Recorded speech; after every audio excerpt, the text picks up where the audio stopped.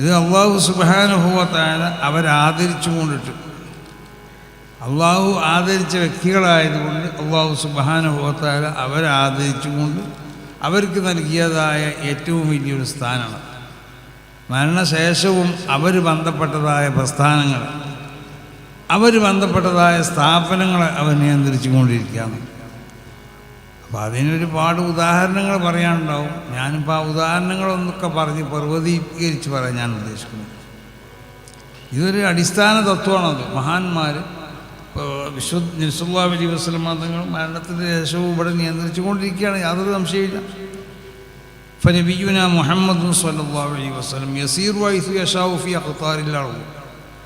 ഭൂലോകത്ത് എവിടെയും നബി ഇഷ്ടപ്പെടുന്ന സ്ഥലത്തൊക്കെ സഞ്ചരിച്ചു കൊണ്ടിരിക്കുകയാണെന്നാണ്.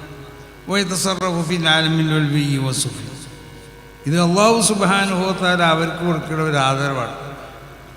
ഇത് ആര് പരിഹസിച്ചാലും ആര് കളിയാക്കി പറഞ്ഞാലും ഇതൊരു യാഥാർത്ഥ്യമാണ്.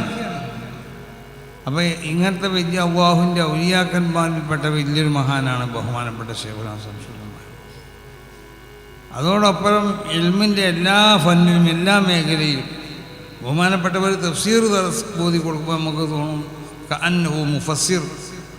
ഇതൊരു യഥാർത്ഥ തഫ്സീറിൻ്റെ മുഫസ്സിർ പോലെയാണോ? മുഫസ്സിർ തന്നെയാണ്. ഹദീസ് ദർസ് നടത്തുമ്പോഴും അങ്ങനെ തന്നെ കഅന്നഹു മുഹദ്ദിസ്, അല്ലെങ്കിൽ അവർ ഒരു മുഹദ്ദിസ് തന്നെയാണ്. ഫിഖ് ദർസ് നടത്തുമ്പോൾ ചില ആളുകൾക്കൊരു ധാരണയുണ്ട്, മൂപ്പർക്ക് ഫിഖിലൊന്നും അത്ര വലിയൊരു ദഖലൊന്നുമില്ല. അത് മൂപ്പരെ കൊണ്ട് ഫിഖിൻ്റെ കിതാബ് ഓതി നോക്കണം, അപ്പോഴേ മൂപ്പർക്ക് ഫിഖിലുള്ളതായ ഫിഖ് എന്ന് പറഞ്ഞത് ഇവിടെ ചില ആളുകളുടെ ഒരു അവകാശമായിട്ട് ചില പ്രദേശത്തുള്ളവർ കൊണ്ടു നടക്കലുണ്ട്. ഫിഖിൽ ഞങ്ങളൊക്കെ വലിയ ആളുകൾ.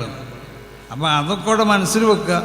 ഫിഖിൻ്റെ എല്ലാ മസലയിലും അത് ബഹുമാനപ്പെട്ടവർക്ക് നമ്മളൊക്കെ മനസ്സിലാക്കുന്നതിൻ്റെ അപ്പുറം ഇബാറത്തുകളിൽ നിന്നിട്ട് മസായിലുകളെ പറഞ്ഞ് മനസ്സിലാക്കി നമ്മൾ ചിലപ്പോൾ അതിൻ്റെ വാഹിർ മാത്രമേ നമുക്ക് മനസ്സിലായിട്ടുണ്ടാവും. ഷെയ്ഖുന എനിക്ക് അർത്ഥം വെക്കുമ്പോൾ നമുക്ക് മനസ്സിലാവും ഇത് ഇങ്ങനൊരു വശം കൂടി ഉണ്ട് എന്നുള്ളത്. അപ്പോൾ ഫിഖ്ഹിൽ കഅന്നഹു ഫഖീഹുൻ. അങ്ങനെ ഓരോ ഏത് ഫന്നെടുത്ത് നോക്കിയാലും ആ ഫന്നിൽ അവരെ കവച്ചു വെക്കാൻ പറ്റിയതായ ഒരാൾ ഈ കേരളത്തിൽ ഇതുവരെ ഉണ്ടായിട്ടില്ല.